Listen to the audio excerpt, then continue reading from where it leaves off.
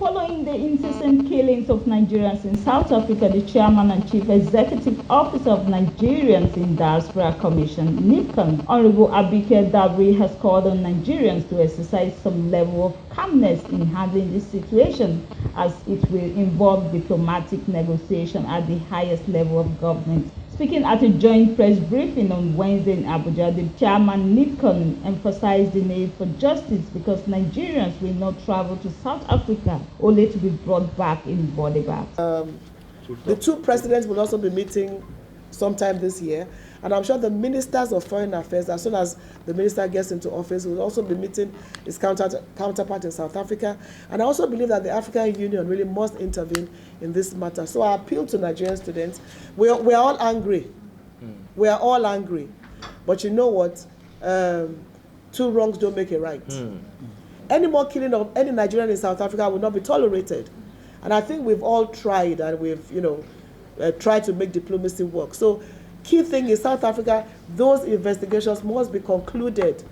Let's know the policemen who have been killing Nigerians. Let's also know the persons who killed Elizabeth Chukwu. Let's also deal with the persons who dealt with Tayo. The president of National Association of Nigerian Students, Daniel Bamidele, on the other hand, called for an ultimatum of 7 days for all Nigerians living in South Africa to return back, while South Africans in Nigerians return back to their country. He, however, insisted that Nigerian students will be embarking on a peaceful picketing of all South African businesses in Nigeria until xenophobic killings of innocent Nigerians come to an end.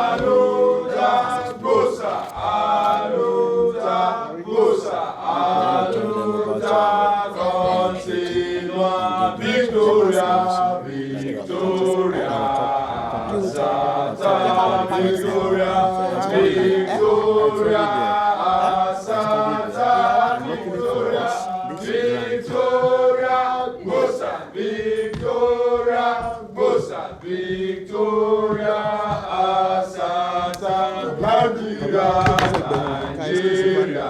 must unite. Nigeria must unite.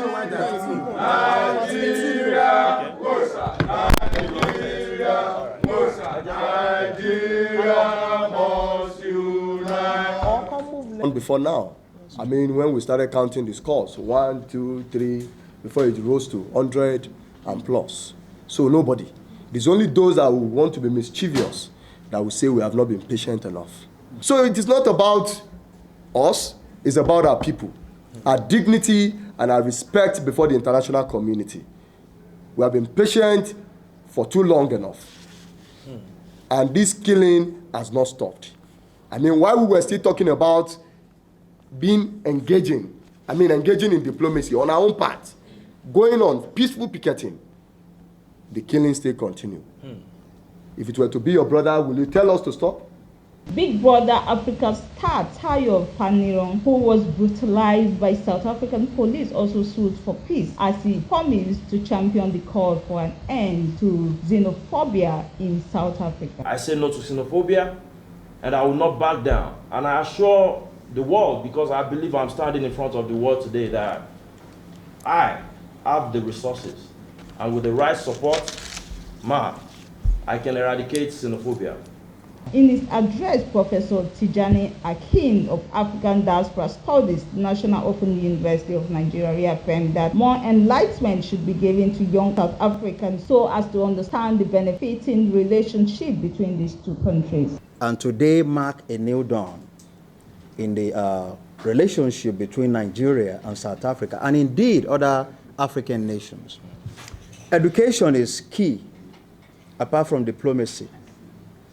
I was saying somewhere that the sense of history and the idea or the fact that the new generation South Africans lack knowledge of what Nigeria did in decolonizing South Africa, in fighting apartheid, in housing and sponsoring the leaders of South Africa today.